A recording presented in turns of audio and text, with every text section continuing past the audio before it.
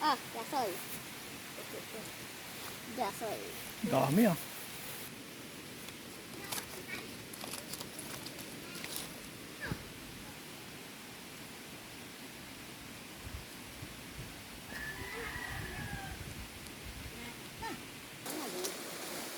Ayan, ang ganda.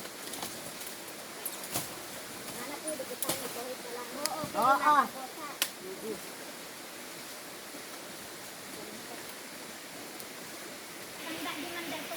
Ah, nakita.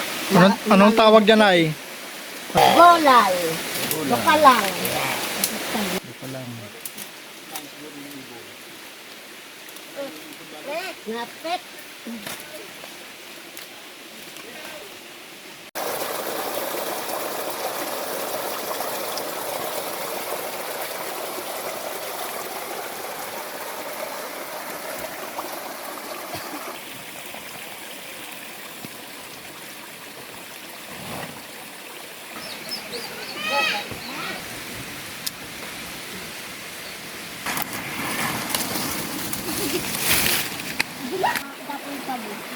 Kabog. Oh. Dito na dumadapo yung malaking kabog. Pinuhuli nyo dito? Yes, din. Opo, dito ang mga kahuyan ng mga malalaki. Itong bagay na ito, pag hindi mo ito kilala, hindi mo matutukoy kung nasaan ang puno nito. Lalo pag ganito nakatataas o ganyan nakahaba. Ano? O isipin mo, nandito ang puno, banda dito sa likod. Dito. Pero pag tinignan mo yung ano, yung bakas ng dahon, ang puno nito nandun pa. Doon banda. Lumusong siya doon sa kabila. Kaya yung mga tribo hindi naliligaw sa paghanap kung nasaan ang puno nito.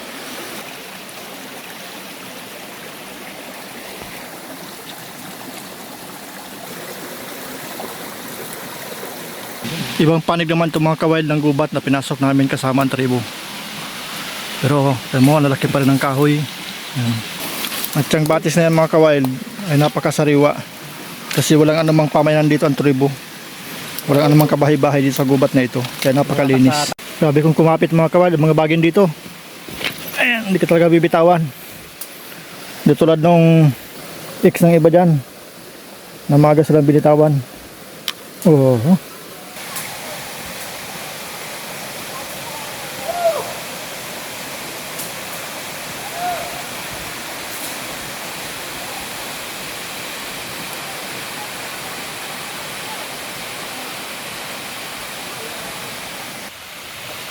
Ayaw ko na magdaan dyan. Doon ako, kapala na.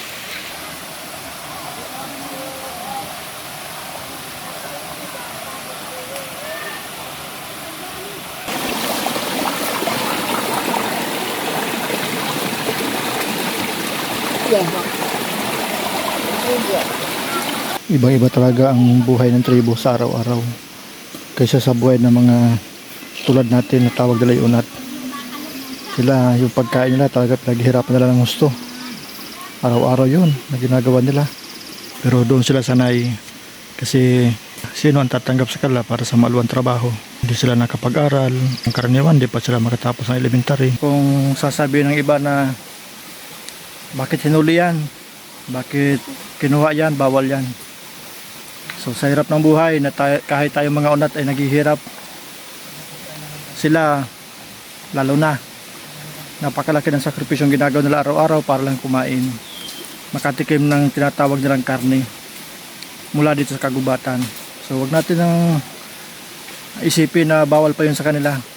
Sa hirap na tinitiis nila araw-araw sa paghanap ng pagkain, tapos sasabihin pa natin na bawal yan. So wag na sana. Tulong na natin yun sa kanila. Ang mahalaga, hindi nila nasisira ang kalikasan. Hindi nila inaabuso ang kalikasan. Hindi tulad ng iba na lubusan talagang naabuso ang kalikasan. Sila, pangkain lang. Hindi sa kung anumang transaksyon sa negosyo ang ginagawa nila. Araw-araw lang na pang-survive sa kanilang buhay. Ayun, si nanay nag-ubod. Tinatawag ditong pugahan. Yan, masarap daw ang ubod niyan. Pero ano to, ako hindi pa ako nakatikim ko ng lasa ng ubod yan. Pero sabi lang masarap daw yan. Pero ang katawan niyan ay may butas din. So nakadesinyo lang talaga para sa pagkain dito sa kagubatan. Pugahan. Pag nagbunga na yan, mamamatay na rin yan. Ayan, ang ubod ng pugahan.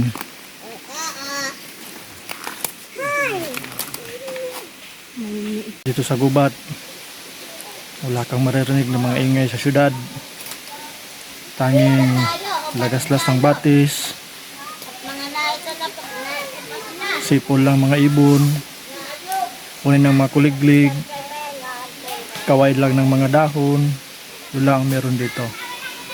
Napaka bagong simoy ng hangin, pero matatatag na punong kahoy na simbolo ng katatagan sa paglipas ng mga panahon na maraming hamon ang dumaan sa kanila.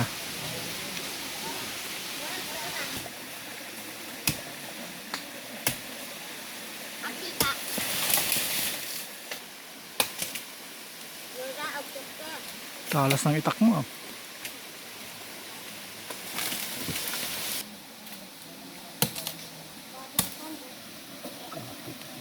Kasi ng katawan. Nabot ka? Ibut-butas mo dabo sa mga baby. Talas pa naman ang itak mo.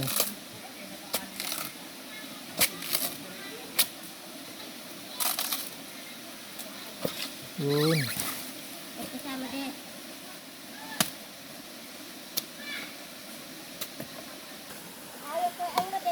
Asiman mo, masarap ito. Asim? Ayos ano? Nalabusan lang yan. Halbos. Tapos, aalis mo yung pinakuluan na tubig. Sasabaw ng bago. Sasabawan ng bago. Tapos, Kompleto ka lang isang kaprikado. oh, ayos ah. Sarap ito. Inaasiman. Asim, kalamansi. Oo, kalamansi. So, tingnan natin mga kawild kung paano nila ginagawa. Ito lang ang tanging sandata nila sa paghuli ng paniki. Tinik ng dawag.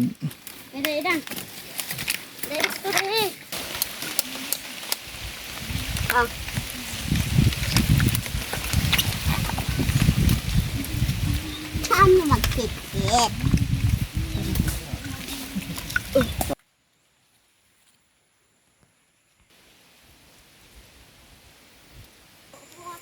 Anong tawag din yan sa inyo? Ang palaya ko. Ampalaya din. Ampalayan ligaw.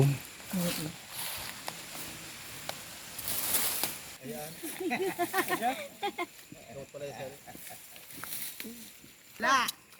Bayad baga. Wala, kung hindi mo man maubos. Sayang. Ano na? Dami. Dadami. Ay, kag-asukat ko.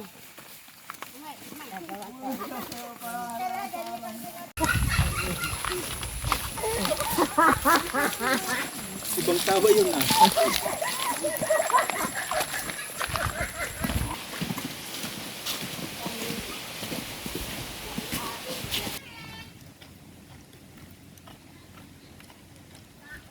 Traditional na kubo nila.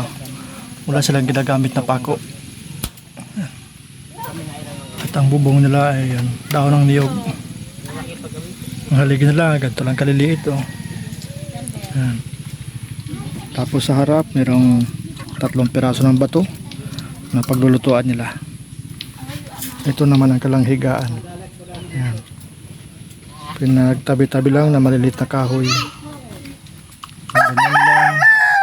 Gatong! Ganyan lang kapayak ang, Maluto akong buko! bahay nila. Adobo sa gata! Ano mo da bangko ah? Sa pandali bangko ah. Badik mana? Bangot lang ng tinapa. Sarap na. Pero ang luto nyo po ngayon, gagataan nyo po. Opo. Oh.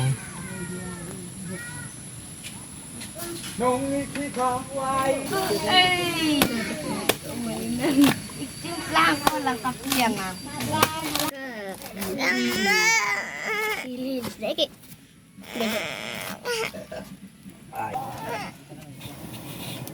Gado ito. Nyakit.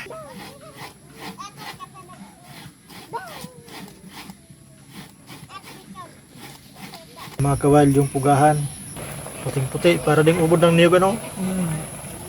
Tinapa ang kapartner. Masarap pa naman pag tinapa ang bangot. Dali lang pala lutuin yan. Opo, kaysa dun sa ano, Hindi ko sa duka lang. ka lang.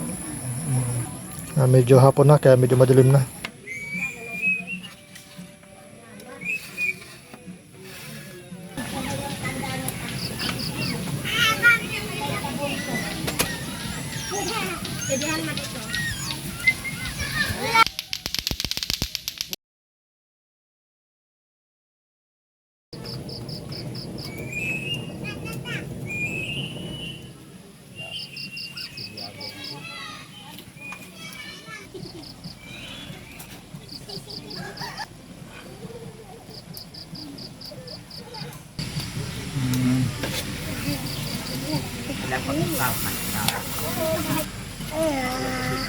Nana, Nana.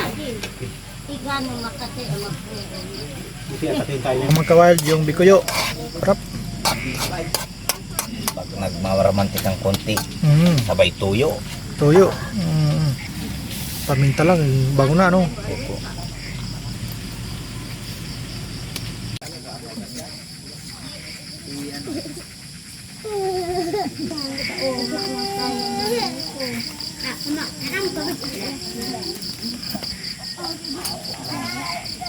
Ilag anay.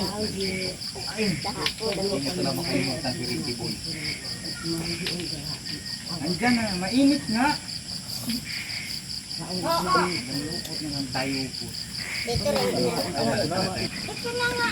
Napaslak. Sarap.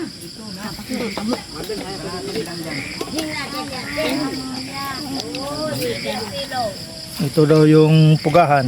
Tikman natin yung pugahan. Sama? Ano nasa masarap? Sarap. Halos ulit lang kaiba sa ubod ng niyog. Pero mas may kakaibang lasa pa nga siya kaya sa ubod ng niyog. May aroma no? Nakakatuwa mga kawild yung ano nila, kultura. Makikita mo talaga yung ano, yung unity. Peace and unity. So, nakakatawa dito sa kanila, sa tribo. Ay si James, hataw ng kain, masarap daw kasi talaga yung duka lang. Saka yung ubod ng pugahan.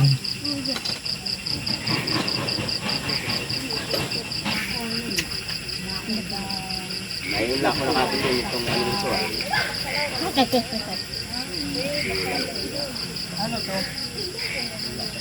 Yun si James, hingi ng duka lang. Hindi tayo mga kawild. Masarap talaga. Tatry daw siya magluto sa bahay nila. Di agad sinabi ni Kuya Cesar na masarap pala ito ay. Ato nang di malagang hindi nobit. Ayos lang yan. Yun. Ano, may pino na ginto. Yan. Pag naipon yan, sana yan. Tapos yung kay Kuya Cesar, kunin mo na rin Ate Sara yung kay Kuya Cesar, ano? Tapos yung kay, sino ba yun? Ricky? Kay Ricky. Kay Jenny yun. Oo. Kapatid ni Jenny. Kapatid. Parang kay nanay yata. Kay nanay. Kunin niyo po yung kay Ricky. Opo. Ate Sara, dalawa. Rawa nga kita. Hindi kami di man magi Yan. malani. Kuya Cesar. Si nanay. Bye-bye. Salamat po.